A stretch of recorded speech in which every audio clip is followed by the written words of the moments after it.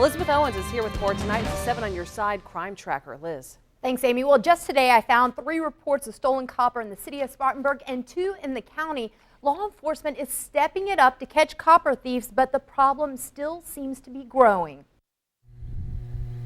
This isn't exactly the kind of crime scene most people picture. It's crazy. And until we told him, Robbie Arledge had no clue why he and the rest of his neighbors lost power overnight. No joke. I never thought that in a million years. Just a half a mile from his home, investigators say someone broke into this Duke Energy substation and swiped copper from a transformer. More than 2,000 people in Chesney lost power because of it. Crazy.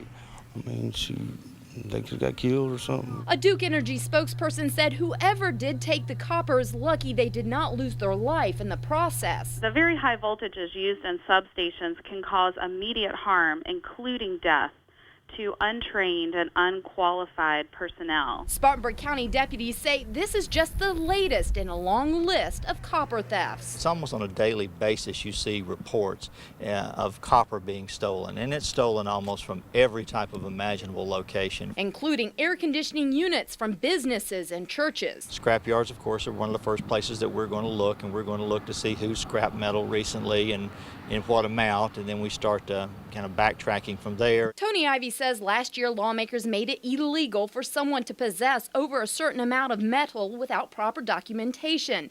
But deputies say the law is still in need of improvement. Now we need to look at it as to how much, someone can possibly sell at any one time, and maybe try to look at that angle to see if that will be a bigger deterrent for the thief. We urge customers to come forward to local law enforcement if they did see anything suspicious. The damage here, combined with the loss of revenue, a whopping $20,000.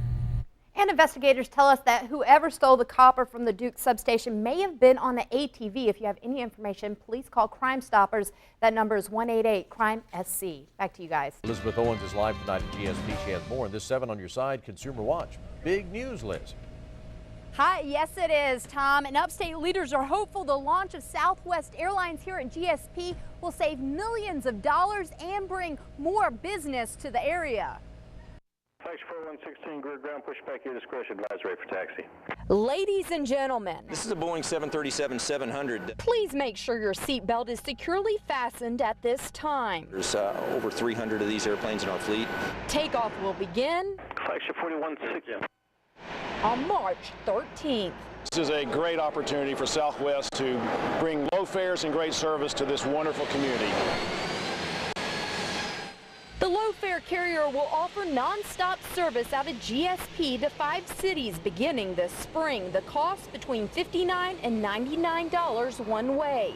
The launch of Southwest Airlines already has Chris Stock planning his next vacation. We're really excited about that. I got a couple of trips planned this coming year. GSP has a reputation for being one of the more expensive airports in the country.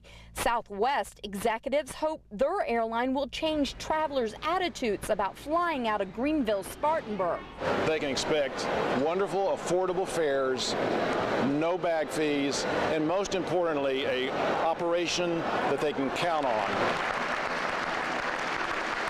Upstate leaders are counting on the airline to lure more businesses into the area. The Greater Greenville Chamber of Commerce predicts Southwest will save $80 million in our region, bring better service and lower fares to GSP, and entice more economic development prospects. Delta and U.S. Airways spokespeople tell us they cannot comment on whether the new low-fare competitor will affect their pricing strategy. But the launch of Southwest Airlines into our skies has many here hoping for a brighter and more affordable traveling future.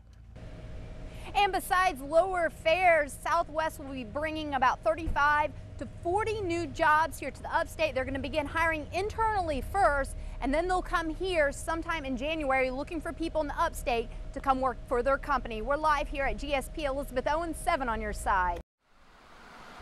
Overlooking the Pacolet River. There's only room for that train on that trestle. That's it. The Norfolk Southern train sits stopped in its tracks. Parents teach your children to stay away from these tracks. Dozens of feet below. It's real sad. Is a scene no parent ever wants to witness. I feel, real bad, and, that their parents is having to deal with this. It's awful. Investigators say 2 teenage boys were spending the day adventure hunting when they decided to walk across the train trestle. He was snapping some photos.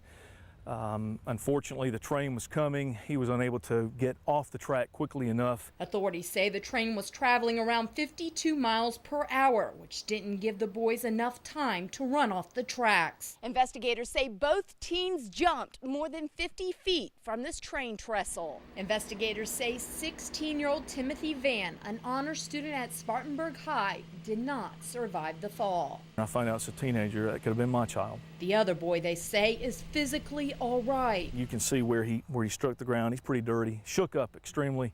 This was a best friend, so he's quite noticeably upset. It's a tragedy that's affecting many in this small community. In Spartanburg County, Elizabeth Owens, 7 on your side.